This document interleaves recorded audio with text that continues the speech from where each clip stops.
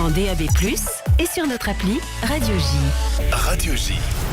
Radio J. Radio J. Le 10-11. Lise Gutmann. Radio J. Radio J. Les invités de Lise Gutmann. Radio J. On parlait du pays, des rouges et du parti. On parlait des familles en sursis. Fallait qu'on soit de gauche, nous, on faisait l'ébauche d'une vie plus libre et plus jolie. Moi, j'ai du mal à interrompre Marc Fichel. On en parlait, comme je le disais, depuis ce matin. Et il est en studio avec nous. Marc, bonjour. Bonjour Lise. Alors, ça chante comme ça vient. On vous entend chanter un grand spectacle qui se tiendra à l'Écuge le dimanche 6 septembre à 19h à l'issue de la journée porte ouverte de l'Écuge dont on a parlé dès 10h05 avec Gadib Guy. C'est une matinée cohérente, toute ronde ce matin. C'est un cercle et on termine bien sûr avec vous. Alors, il faut savoir que cette soirée sera au profit des actions sociales de l'Écuge. Et ça ne nous étonne pas de Marc Fichel, toujours si généreux. Alors, généreux dans son art, dans son spectacle, on va bien dire que ça chante comme ça vient. Ce n'est pas un concert, mais c'est aussi un concert. De quoi s'agit-il, Marc ? Alors, avant de parler du spectacle, je veux juste rajouter une petite anecdote qui va vous faire sourire. Car cette journée sera non seulement une journée porte ouverte, mais une dégustation de pommes de terre que j'apporterai le jour même et on fera des frites avec. Donc après, vous n'aurez qu'une seule envie, c'est d'aller au spectacle. Voilà, ça c'était... Non, c'est une blague. Non, ce n'est pas une blague. Ce n'est pas une blague. Vous pouvez demander à Gal, ce n'est pas une blague. On fera on va se lâcher. Je vais tout raconter. Votre spectacle, je l'ai vu quand vous l'avez fait au studio Héberto, et c'était incroyable. On est tous repartis avec 2 kilos de pommes de terre délicieuses, des amandines. Exactement. Je crois. Et moi, j'avais mon filet. Et quand je me suis retrouvée dans le taxi, on a parlé, le chauffeur était sympa. Et il me dit, je peux savoir ce que vous faites à 23h30 avec un filet de pommes de terre. Et je lui ai dit, je viens de voir un spectacle. Il me dit, non, j'ai jamais vu ça.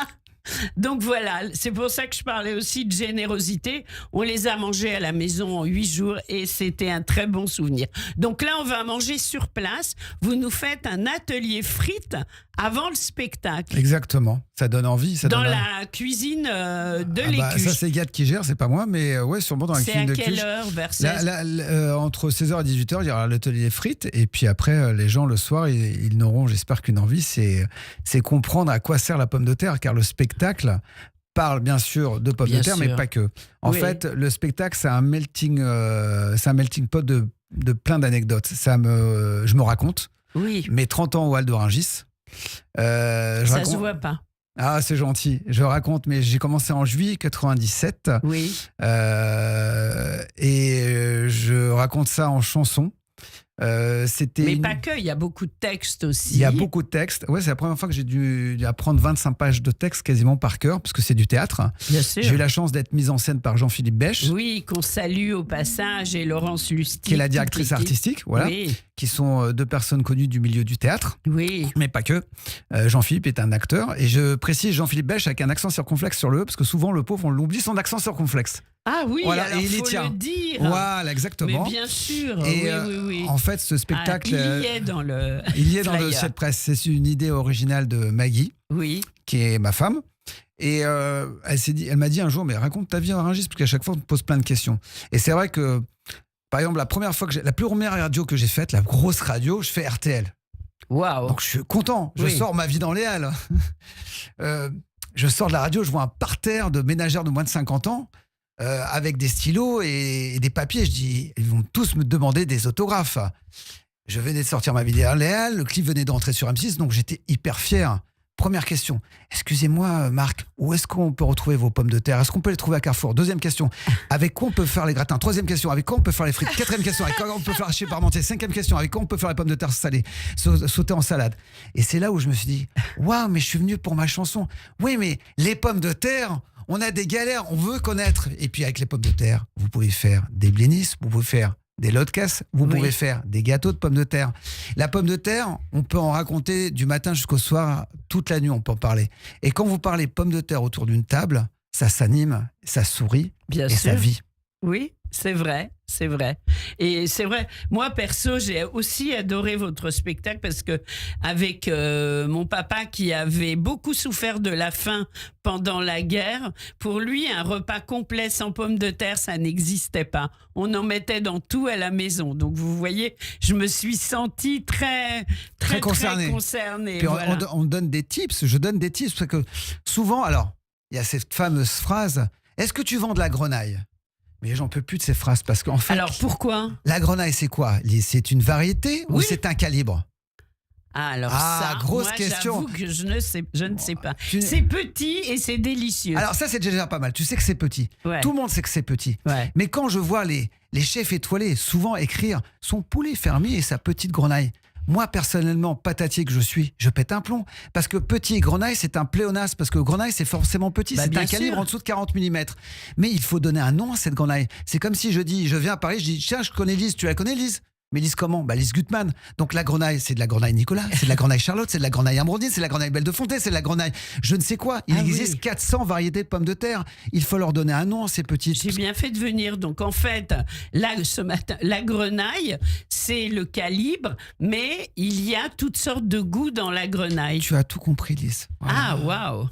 Voilà. Intéressant. Et puis, quand ils ne confondent pas les Et noms. tout ça, on l'a dans le spectacle. Mais bien sûr, quand ils ne confondent pas les noms, là, un jour, il y a un acheteur qui me dit, Marco, tu mets une palette de Tagada ? Je fais, frérot, il n'y a pas de Tagada ici, il n'y a que de la Gata. Je suis pas chez Haribo. Une autre. Et tout ça, c'est véridique. Tout ce que je raconte, c'est vrai. Oui. Tu mets une palette de terrorisme ? Je fais, il n'y a pas de terrorisme ici, il y a de l'Artémis. Alors je dis, est-ce que c'est le climat conflictuel qui influe sur l'achat des gens ? J'en sais rien. Et puis, j'ai entendu tout à l'heure toutes les annonces. Moi, je suis juif ashkénaze. Donc j'ai dit, imaginez du coup l'éducation que j'ai reçue par mes parents. Le mur de Berlin s'est effondré. Mes parents, nein, niet, c'est dur comme du bois. Alors quand j'ai commencé à leur expliquer que mon côté artiste prenait le dessus sur mon côté business, ils n'ont rien compris. Et ma mère m'a regardé droit dans les yeux, m'a dit, dis-moi chérie, tu as été 4 ans JO au Club Med. Qu'est-ce que tu veux de plus ? Je dis, mais maman, c'est mon spectacle, hein, c'est mes chansons, c'est mes mots. C'est mes mots MAUX que j'apaise avec mes mots MOTS. Elle me dit, oui, mais qu'est-ce que tu vas faire à côté ? De quoi vas-tu vivre ? Et quand j'ai fait la première fois Michel Drucker, le taulier de la télé, sur France 2, en direct, Mais oui. elle me regarde droit dans les yeux et me dit, il t'a payé, Michel ? Je dis, Non, c'est pas vrai. Et quand je l'ai refait une deuxième fois, elle me fait, à quoi ça sert de le faire 2 fois ? Voilà, bienvenue dans le monde des parents ashkénazes. C'est pas un monde, c'est un concept, ou c'est un monde parallèle. Oui, complètement, vraiment parallèle. Alors tout ça, bien sûr, ce sont des anecdotes qu'on retrouve. Il y en a pléthore dans ce spectacle exceptionnel. Vous chantez également, et il y a beaucoup de chansons. Et il n'y a pas que ça, je fais une chose... Non, il y a beaucoup de choses. Non, mais dans la musique, il y a quelque Oui. chose que j'aimais beaucoup faire. Au départ, je le faisais pour mes amis. Depuis quand vous chantez, en fait ? J'ai toujours chanté, enfin chanter non, je composais, mais chanter, je me suis mis à chanter vers 18 ans. Avant, je n'osais pas chanter vraiment. Oui. Mais ce que je fais dans le spectacle est un peu atypique, c'est-à-dire que j'improvise des chansons avec le public. Je leur demande 7 mots, pour aller vite, sur un thème, par exemple la gastronomie, puisque nous parlons de pommes de terre. Et moi, j'improvise en direct live. Je prends des mots que je ne connais pas dans le public et en direct live, je leur fais la chanson sur la gastronomie. Et en 1 minute, on a fait notre chanson sur la gastronomie. Donc, il y aura la chanson sur la gastronomie, la chanson sur Oui, les bien pommes de sûr. terre, etc. Et donc, chaque spectacle est en fait différent. Parce que à chaque fois, j'improvise les chansons. Oui. L'improvisation, c'est ce qui vous titille au cœur du spectacle. Oui, c'est mon ADN. Alors, la seule chose où j'improvise quasiment pas, c'est le spectacle en lui-même. Parce que j'ai eu un grand professeur qui est monsieur Jean-Philippe Bèche, qui Ben vient oui. du théâtre. Il m'a dit, si tu veux réussir ton spectacle, tu dois tout connaître sur le bout des doigts. Donc, après, on répète ce qu'on appelle en italienne ou en allemande. C'est très, très vite. Mais le spectacle, je le connais aujourd'hui par cœur. Alors, ça n'empêche qu'on peut toujours avoir des trous, hein, ça arrive. Bien sûr. Mais pour réussir un bon spectacle, il faut le connaître jusqu'à la virgule près, sinon ça fonctionne pas. Bien sûr. Les rires ne fonctionnent pas. Et encore une fois, c'est pas un spectacle forcément pour rire, c'est plutôt une tranche de vie. Je vous Mais raconte, oui, complètement. comme bien on dit en sûr. anglais, le behind the scene. Je vous raconte le backstage Oui. des Halles de Rungis. Ah oui, on veut, bien sûr. Et on apprend plein de choses. Parce qu'on n'a aucune idée de ce qui se passe vraiment là-bas. Quand on n'y travaille pas, quand on n'a rien à voir, on sait que voilà, il y a les Halles à Rungis. Mais grâce à vous, on rentre au cœur des Halles. Et c'est toute la différence. Bah, les Halles, c'est 1200 entreprises, Oui. 125 000 camions, 3 millions de tonnes de marchandises, 13 000 personnes. C'est une ville dans la ville. Et également, c'est votre entreprise, l'une de vos entreprises aux Halles aujourd'hui. Oui, j'ai eu la chance, il y a un peu plus d'1 an, je me suis associé, on est 4 associés et j'ai monté notre boîte. On a monté notre boîte qui s'appelle Distripom. Pourquoi Distripom? Parce qu'on distribue de la pomme de terre. Ah oui. Voilà, et on est au cœur des Halles. Et c'est une belle aventure et c'est surtout, j'en suis fier, c'est une belle histoire puisque j'ai commencé aux Halles de Rungis en juillet 97 par une annonce dans le Figaro. Un mois après, je me trouvais sur les Halles. Je foulais le sol du plus grand marché du monde pour la première fois aux Halles de Rungis. Et ça fait 30 ans que j'y suis. Et aujourd'hui, monter sa boîte en partant de rien. Mes parents n'étaient pas du tout dans ce milieu. Je connaissais personne. Je suis fier, puis je suis surtout content. J'aime cet univers et il me le rend bien. J'ai trouvé mes vrais amis. Comme on dit à Rungis, on peut s'embrouiller, on peut s'engueuler parce qu'il y a le Fort des Halles, le fameux Fort des Halles. Oui. On commence très tôt, on n'est pas content sur le prix, on n'est pas content sur la marchandise, mais après on se tape dans la main et puis on va tous boire un café ensemble. Oui, c'est ça qui est bien. J'ai envie qu'on écoute quand même une chanson de Marc Fichel, au moins déjà, une première. On va écouter tout de suite C'est ma vie dans les Halles. C'est qui raconte les Halles de important. Rungis. Des tire-balles qui s'emballent, des camions qui déballent, des légumes et des fruits, des goûts et des couleurs, des saveurs infinies, des parfums nostalgie. C'est la ville dans la ville, le ventre de Paris, la marée, la Lego, le champagne coule à flot. C'est l'étoile qui régale, mon bistrot l'idéal. C'est ma vie dans les Halles, un théâtre, un vrai bal, marchandise, calibré, contrôlé, à volonté, sûr de lui.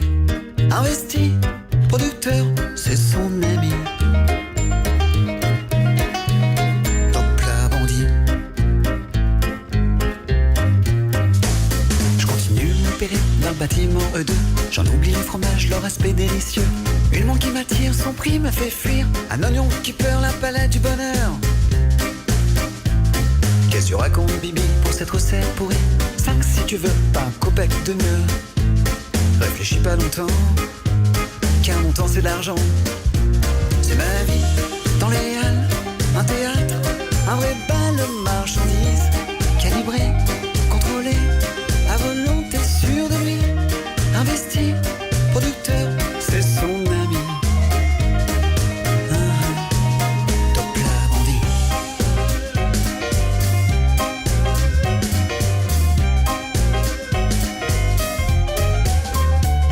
J'ai appris des leçons de toutes ces relations, le respect, la parole, au travers de nuits folles, des retours revolver aux impayés bancaires, les affaires Marc d'univers qui se Fichel mélangent, qui sur Radio J. Alors, Marc, cette chanson, évidemment, elle est très emblématique de votre travail quotidien aux Halles de Rungis. Je crois que quand j'ai vu le spectacle à Hébertot, il y avait un des directeurs des Halles qui était là. Comment est-ce que votre spectacle qui raconte finalement le quotidien des Halles de Rungis a été pris par les principaux protagonistes?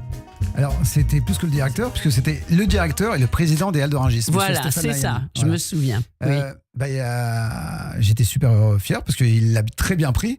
En fait, c'est pas moi qui ai inventé cette phrase, c'est une phrase Breslev, pense bien et tout ira bien. Oui. C'est un peu ce qu'on dit à Rungis. Il faut toujours positiver. Et j'ai voulu présenter le marché de Rungis sur son côté positif, parce qu'il y a aussi des choses qui sont très compliquées à Rungis. Le travail n'est pas toujours aussi simple.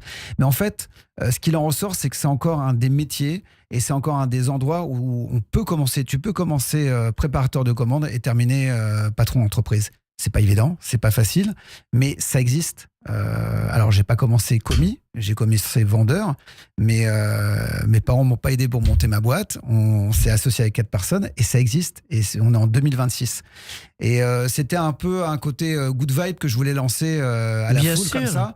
Et je le dis dans le spectacle, je dis il y a beaucoup de bonheur, il y a beaucoup de bienveillance à Rungis et il y a un vrai melting pot, POTES, et il y a un vivre ensemble qui existe. Ah, j'adore le melting pot POTES. Non, et le vivre C'est vrai. ensemble existe à Rungis. Alors je dis pourquoi il existe à Rungis, il n'existerait pas au niveau d'un État. Je me souviens encore de cette joute verbale d'un Asiatique et d'un Égyptien au sujet d'une palette où ils n'étaient pas vraiment d'accord et ils commencent à s'embrouiller tous les deux, à s'engueuler, dans un français plus ou moins approximatif. Mais eux pensaient parler un français parfait. Et notre ami asiatique se lance dans une tirade. Ô rage, au désespoir, aux vieillesses ennemies, n'ai-je donc tant vécu que pour cette infamie me suis-je blanchi dans un travaux guerrier que pour voir en un jour flétrir tant de lauriers. Mon bras, qu'avec respect tout Rungis, admire tant de fois, a fermé le trône de son roi, tant de fois, a sauvé cet empire. Non, je rigole, bien sûr. Ça, c'était le site de Corneille-Rungis. Bien sûr. Mais en vérité, c'était plutôt toi, espèce de ragtag, je vais te niquer ta gueule. Voilà. Mais à la fin, on les retrouve au café, prenant un café ensemble. Voilà, ça c'est Rungis et ça c'est le vivre ensemble. Et il y a aussi le respect du travail, il y a le respect il y a le respect de autrui. Il n'y a pas de couleur de peau, il n'y a pas de classe sociale à Rungis. On Et est il y a tous pas- les mêmes. Moi, j'ose pas poser la question, mais enfin, il n'y a pas de problème d'antisémitisme non Mais plus. pas du tout. Et ça, pas c'est du tout. bien. Ah, je Oui. dis que Rungis, c'est que le Club Med. Sauf qu'à Club Med, on a des GO et des GM, des gentils organisateurs, des gentils membres. Et à Oui. Rungis, on a des GA et des GV, des gentils acheteurs et des gentils vendeurs. Extraordinaire. Ça donne vraiment, c'est comme une bouffée d'oxygène dans le monde dans lequel on vit en ce moment, et merci de nous donner cette bouffée d'oxygène. Alors le spectacle dure combien de temps ? 1h15. 1h15, il est très dense et il se passe beaucoup de choses. Oui, il se passe beaucoup de choses parce que entre les musiques qui existent, les musiques qu'on intègre et qu'on improvise, plus le quotidien des anecdotes, j'ai concentré. Je fais très vite parce que je veux pas dépasser le temps. Et puis les gens, quand ça se termine, ils disent « Ah, c'est déjà fini. C'est ma plus grande récompense. » Oui. Si les gens disent « Ah, c'est un peu long, là, c'est une catastrophe. » Et en fait, j'essaie de raccourcir même quand je compose mes chansons. Et c'est là que je dois aller le plus vite parce que souvent les gens « Ah, je sais. » Vous savez, vous demandez un mot à une personne, elle sait jamais quel mot répondre. Alors Bien là, sûr. Là, faut aller très vite. Mais ce que je veux, c'est que quand les gens ressortent, en dehors du fait qu'ils aient envie de manger de pommes de terre, c'est qu'ils en sachent plus sur la pomme de terre, un peu plus peut-être sur l'amour en règle générale, et surtout sur le bonheur de vivre. On se lève tous les matins, c'est pour positiver. Oui. Non mais vraiment, pense C'est bien, vrai. tout ira bien. Et croyez-moi que j'ai pas toujours eu une vie cool. Ben non, mais, comme tout le monde. Mais comme tout le monde. Mais si tu penses bien, il t'arrive plein de belles choses. Vous savez, un jour, un monsieur m'a dit « Marc, tu ne représentes pas Rungis. » Ah bon ? Marc, tu es Rungis. Waouh. Et quand il m'a dit ça, Mais c'est vrai, vous j'avais l'incarnez. les larmes qui me coulaient. Et je me dis, ouais, mais parce que je vis Rungis, je respire Rungis, je transpire Rungis. Mais c'est comme les clients. Vous croyez qu'on a un gros client du jour au lendemain ? Quand il y a le fameux client qui arrive, hé gamin, ça raconte quoi ta palette ? Mais t'as intérêt à le connaître, le petit gré de ta palette. T'as intérêt à te connaître d'où elle vient ta palette, savoir le calibre, le fameux calibre, savoir la variété, savoir si tu as du stock ou si c'est de la resserre, si c'est du vieux stock, si tu as de l'arrivage, si tu veux en ravoir, et puis savoir combien elle coûte. Parce que si tu connais pas ton prix d'achat, Lise, sur ta palette, tu sais pas la vendre. Et si tu sais pas la vendre, ben tu perds de l'argent. Et si tu fais 30 000 tonnes à l'année et que tu perds 1 centime, tu as perdu combien ? Est-ce que tu es une mateuse ? Non, 1 pas du centime tout. par 30 000 tonnes, ça fait quoi ? Ça fait 300 000 euros. Tu as jeté 300 000 euros à la poubelle. Ah oui. Ça, c'est Rungis. Et ça s'apprend pas sur les réseaux sociaux. Non, bien sûr. Ça s'apprend pas sur Internet. Ça s'apprend pas dans les bouquins, ni à Subdoco comme j'ai fait. Ça s'apprend sur le carreau. Et tu sais comment ça Mais oui. s'appelle ? Non ? L'expérience. Et voilà, c'est vrai. Et l'expérience, Marc Fichel, il en a beaucoup. Il nous l'a fait partager ce matin sur Radio J. Qu'est-ce que vous espérez de ce spectacle à l'Écuge, Marc ? Alors déjà que ça rapporte des sous pour les cuges, Oui. tout simplement parce que là on fait un don et ça me fait super plaisir parce que Gad, c'est quand même pour les gens qui ne le connaissent pas, c'est un être extraordinaire. On est d'accord. Il est Et je le bienveillant, connais. il est bienveillant. C'est un vrai gentil avec un grand G. Et puis il est ouvert. Et puis il connaît plein de choses. Oui. Il Et il s'intéresse beaucoup. Il s'intéresse à tout. Ah, vraiment, Oui. et puis que les gens se disent, voilà, on peut faire encore des spectacles en indépendant. Je remercie au passage Anthony Gutowski, qui est de l'aventure également. et toute sa communication autour de sa boîte de prod. Et puis faire connaître un peu plus les Halles, parce qu'il y a un côté secret. On ne connaît pas trop les Halles, mais et puis savoir aussi quelle pomme de terre utiliser pour les frites. Combien de fois on me l'a demandé. Alors, je vais te donner un tips en direct. La meilleure pomme de terre pour les frites. Vous allez voir votre primeur, vous allez flamber un peu, vous allez dire « Bonjour, je voudrais de l'agria ». Vous la connaissez pas, cette variété? Non, celle-là, non. L'agria, c'est une pomme de terre qui est utilisée par les restaurateurs depuis une dizaine d'années. C'est fini la binge, malheureusement. C'est fini la Mona Lisa. C'est l'agria. Ça fait les plus belles frites au monde. Waouh! Eh ben, on va suivre vos conseils. L'agria pour faire des frites, mais surtout écuge.fr pour réserver vos places. Ça va partir très vite. Juste avant, vers 16h30, il y aura l'atelier frites à l'Écuge.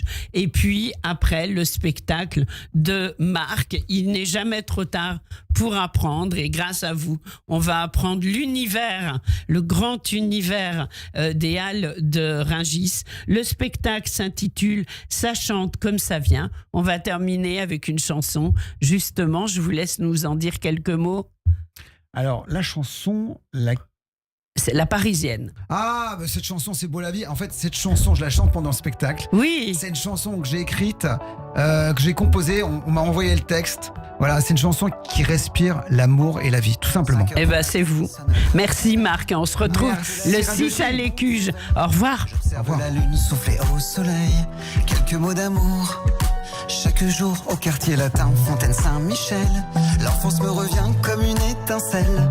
Un sourire en coin, j'observe le ciel et les gens autour. Un bonjour madame, ça ne coûte rien. C'est une petite flamme qui vous donne la main.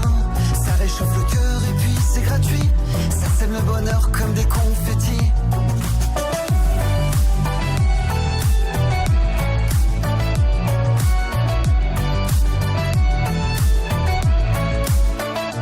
Les marchands de fleurs haranguent les passants.